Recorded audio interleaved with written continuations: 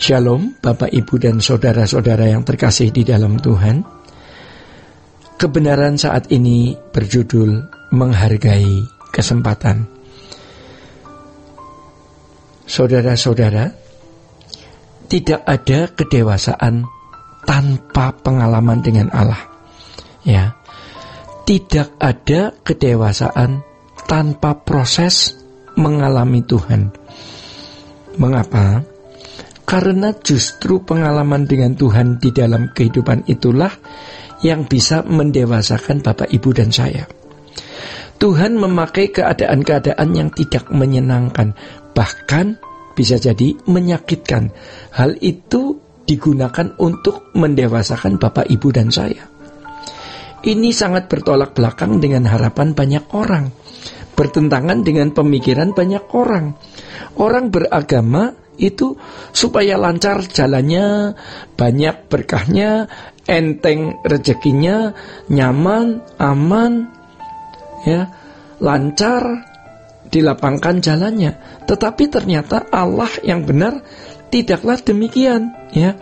Allah menggunakan keadaan-keadaan yang sulit, yang tidak menyenangkan untuk mendewasakan Bapak, Ibu, dan saya, untuk mendewasakan kita.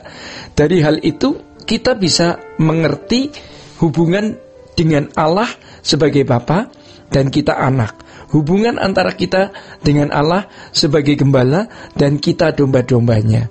Justru melalui pengalaman-pengalaman yang tidak mengenakan itu, ya, Bapak, Ibu, dan saya dapat menemukan relasi atau hubungan yang benar, yang proporsional antara kita dengan Allah.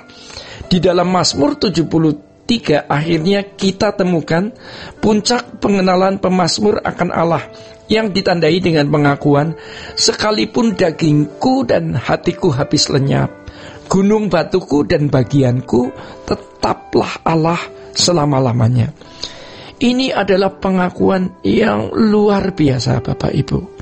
Jadi sejatinya bagi Allah kita adalah segalanya, yang karenanya Bapa rela memberikan putra tunggalnya untuk kita.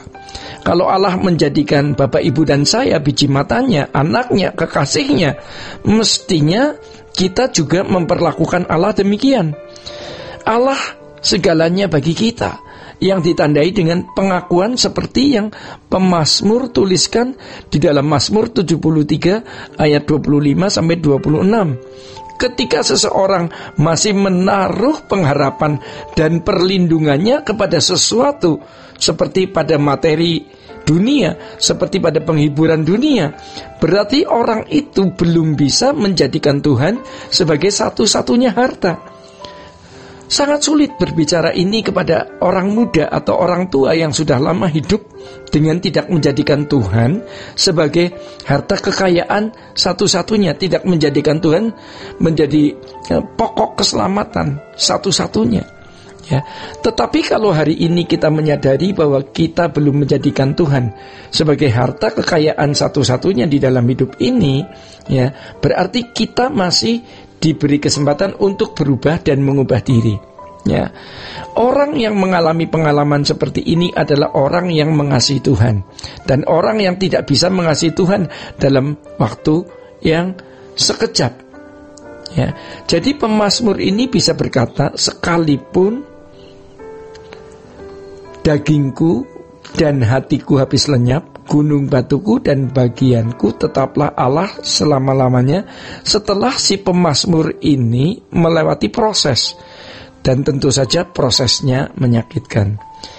Jadi saudara-saudara, pada waktu seorang Kristen mengalami pertobatan awal, banyak kita yang mengalami yang disebut dengan cinta mula-mula. Kelihatannya orang yang mengalami cinta mula-mula ini mengasihi Allah dengan menggebu-gebu. Tetapi kasih dari orang Kristen yang baru ini belumlah kasih yang dewasa. Cinta mula-mula harus disertai dengan pertumbuhan dan kedewasaan rohani. Seiring dengan kedewasaan rohani, maka seseorang mengasihi Tuhan secara dewasa. Ya, maksudnya adalah kasih yang dewasa membangun hubungan yang harmonis dan proporsional dengan Allah. Hubungan yang dewasa dengan Allah. Jadi Allah menghendaki hubungan yang dewasa dengan anak-anaknya, dan hubungan yang dewasa tersebut ditentukan oleh kedewasaan kasih seseorang kepada Allah. Jika seseorang mengasihi dengan tulus, ya, dan terus terbimbing melalui perjalanan waktu, kasihnya itu akan menjadi dewasa. Maka kalau seseorang mengisi hatinya dengan berbagai kesenangan tanpa batas, atau mengisi hatinya dengan berbagai kesenangan tiada henti, ia bisa sampai pada level tidak akan pernah bisa mengasihi Allah dengan benar. Orang-orang seperti ini adalah orang-orang yang terlatih mengasihi dunia, bukan manusia surgawi. Jadi sejatinya orang sudah bisa mempertimbangkan apakah dia masuk surga atau neraka. Kalau kita mulai sadar bahwa ternyata kita belum mengasihi Allah secara benar, kita harus mulai berjuang untuk mengasihi Allah sesegera mungkin. Ya, tidak ada kata yang bisa menggantikan keadaan di mana seseorang menjadi kekasih Allah atau menjadi anak-anak Allah yang dewasa, di mana hubungan antara orang percaya dengan Allah itu berlangsung sangat harmonis, dan Allah juga bisa menikmati hubungan itu, ya. Jadi mengasihi Allah itu bukan karunia, tetapi buah dari perjuangan dalam kehendak bebas masing-masing individu. Perjuangan di dalam kehendak bebas Bapak, Ibu, dan saya. Seseorang bisa sangat mengasihi Tuhan atau tidak mengasihi Tuhan, atau setengah mengasihi Tuhan. Maka sejatinya keterikatan kita dengan Allah harus semakin kuat, ya, sehingga membawa kita pada percintaan dengan Allah dan tidak bisa menoleh ke belakang lagi. Melalui perjalanan waktu, Tuhan memberikan kebenaran firman-Nya. Ketika di hadapan tahta pengadilan Allah itu, barulah orang akan sadar sepenuhnya bahwa nasib dirinya ditentukan oleh keputusannya sendiri, dan dia tidak bisa mempersalahkan siapa-siapa, apalagi mempersalahkan Allah. Bapak, Ibu, dan saudara-saudara yang dikasihi Tuhan, Tuhan pasti memberi kesempatan seseorang untuk mengasihi Dia. Tergantung bagaimana orang tersebut memberikan respon, tergantung bagaimana orang tersebut memberikan reaksi. Ya, selama kita masih hidup dalam kewajaran anak dunia, kita tidak akan pernah bisa bertumbuh. 1 Yohanes 2 ayat 15-17 mengatakan demikian, ya. Roh Kudus pasti menolong kita untuk mengasihi Dia seperti yang Allah inginkan. Namun di sini dibutuhkan keberanian kita untuk berkomitmen, kenekatan kita untuk mengasihi Allah dengan meninggalkan percintaan dunia. Oleh sebab itu, kalau kita sadar bahwa kedudukan dan posisi kita adalah kedudukan dan posisi yang istimewa, seharusnya kita, ya, Bapak, Ibu, dan saya berani menjadi orang-orang yang tidak wajar menurut ukuran anak-anak dunia. Bapak, Ibu, dan saya berani untuk hidup tidak wajar, ya. Kalau seseorang menjalaninya, keselamatan yang Allah sediakan dapat dialami dan dimiliki. Hal mengasihi Allah adalah sesuatu hal yang sangat pribadi, tidak dikendalikan oleh siapapun, bahkan oleh Allah sendiri.